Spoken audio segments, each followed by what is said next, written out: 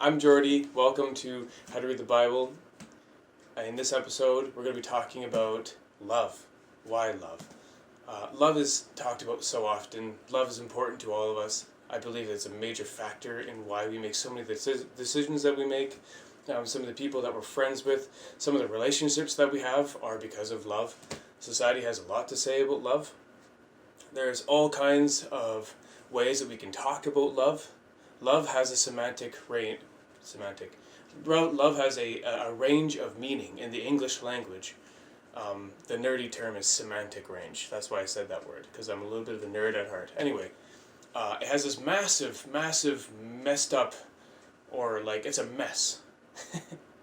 It's a mess of how many usages there are of the word love in the English language. So yeah, tons of people are talking about it. And I believe that Jesus is the ultimate example of love. And that this book right here, called the Bible, has a lot to say about love. Tons to say about love. The verse of the day on the YouVersion Bible app, probably you have it on your phone. It's a really popular app. It's also free. It has like an audio capability to read the Bible to you. In case you don't feel like reading it, you have it read to you, which is excellent, and it works really well for me. And it's actually how the earliest transmissions of the Bible was done. It was done through oral tradition. Somebody would take the letter, because they only had one letter, not multiple, and they would read it. And then people took the time to copy it down, and that's why we have the Bible in the form that we have today. But it wasn't always like this. So, there you go. I've totally just defended the reason why I listen to the Bible, because it's excellent. And I love to listen to the Bible. That's the connection back to love. We're talking about love. Right, here we go. Focus. On my wall, I have the verse of the day that was published today by YouVersion Bible app. And it's 1 Corinthians 13, verse 1, a very common, very popular verse about love. And it says, "If I speak in the tongues of humans or angels, but don't have love, I am only a resounding gong or a clanging cymbal." So, it's like, what I have to say, the context of what the content, that I have to say to you, if it's not done in love, if it doesn't have love in it, it's completely worthless. It's noise. It's static. It's useless. That's what he's saying. He's saying the method is the message. He's saying the way we love people, we're saying we love people. And that's very, very important. And it's such a cool verse to have at the end or near the end of 1 Corinthians, which was the first of two letters to a people group called the Corinthians. That's why it's called that. So this is actually a letter. It's 16 chapters long, and the context of the Corinthians is actually a call out. He's totally calling people out for some of the some of the big sort of ongoing, consistent messed up things they've been doing that constantly hurt them and their community. So he's calling them out, and that's kind of weird, right? Like, why would somebody do that? Why would a religious leader or a follower of Jesus point at someone's mistakes and tell them that they're making mistakes? Why would they do that? Well, the reason is because of love. As this verse says right here, it's because of love. That's weird. That's strange. Why would somebody point at someone's mistakes because they love them? That seems kind of messed up, doesn't it? Well, maybe. And maybe it can be really painful sometimes to hear some of the things that we've done wrong. But think about it in the case of maybe you have a really good friend or a parent or a mentor, and you learned a really good lesson from them taking you aside and saying, "Look, this thing that you're doing or this thing that you did, it's not good for you. It's going to hurt you. You accidentally hurt other people with these actions, and I just want you to take a look at it. I want you to think critically about these actions because I care about you." If it's that kind of a situation, then this kind of a call-out is actually totally full of love. Actually, that's actually why there's so many rules in the Bible, or sometimes it feels like there's so many rules in the Bible. It's because we need so many rules. We're all dirty, rotten sinners, aren't we? We all have problems. We all have hurts. We all have pains. people have hurt us. And hurt people hurt. That's just something that I'm convinced of, something that I've experienced in my life. It's something that I've experienced like from others and also from myself. Often, the reason why and even the way we hurt others is because we've been hurt so often. So, with that, I also just want to point out, like throughout this whole document, Paul that's the person who wrote the document. He's saying, look, the reason why I'm talking to you about this stuff is because we're family.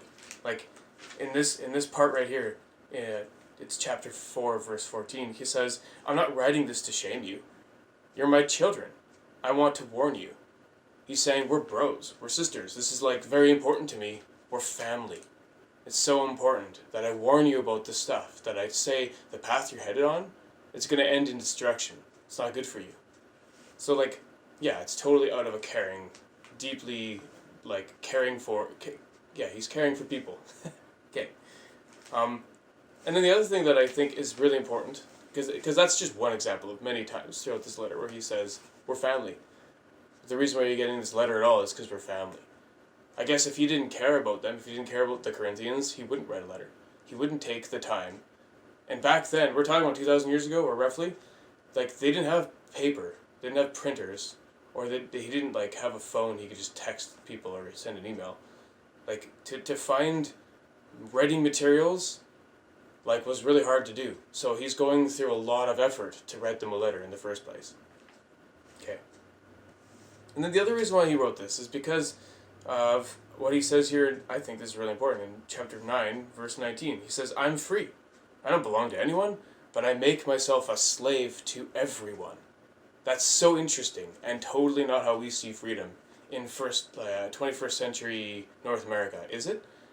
I'm free, I can do whatever I want, but I'm making myself a slave to everybody. Like, that's radical. I've never heard something so crazy and incredibly countercultural. Like, that's not how I see freedom. It's not how my friends see freedom. It's not how some of my family sees freedom, or at least not naturally. It doesn't come naturally to me. This is like a huge challenge. But he does this why? Because he does it, I make myself a slave to everyone, I do it to win as many as I can to Christ. To communicate to people, to help people know about the love and freedom that you can find only in Jesus. So it's like he's saying, it's like a massive call out, right? The whole letter is, because the whole letter is full of people that are making, anywhere from like kind of bad choices to really bad choices to like very, very bad criminal choices.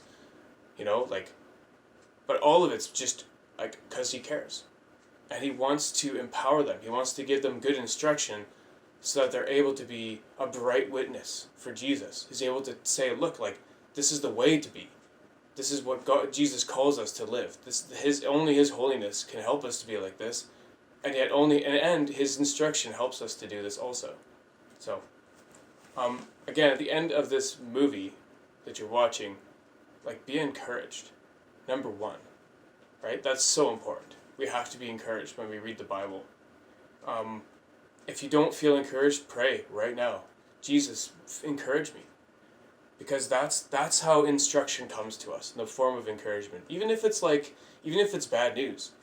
There's tons of occurrences in the Bible where there's bad news delivered. But you know what? People still feel encouraged about it because they're receiving from God, a loving creator.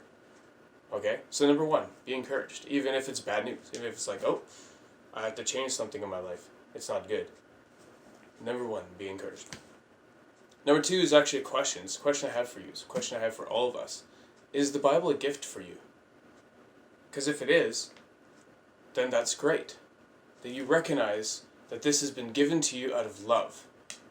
And when something is a gift, it's free for us to take. That's what a gift is. You can freely take it. It's not being forced on you. You don't have to take it. So there's rules and guidelines in this document. You bet there is. Of course there is. But they're given to us freely. We have the choice. And actually, that choice directly reflects how God is. Like, it's the nature of His being is freedom. He can make the choices that He wants. And yet He created us not as robots, but as people that reflect that ability. We actually have a godlike ability to take things, to receive things, and to obey what's in it. We don't have to, but we get to. So I hope, again, number one, you feel encouraged, and number two, you feel this is a gift that you can receive. And it's free, and it's free to take. And only receiving this free gift, is the way to reverse so many messed up stuff in our world, in our society, and our own personal lives. Hey, thanks for watching. Feel free to leave a comment below. This is an open discussion, no right answers series. So, feel free to dialogue with me. Send a direct message if you'd like. But yeah, just thanks for watching. God bless you.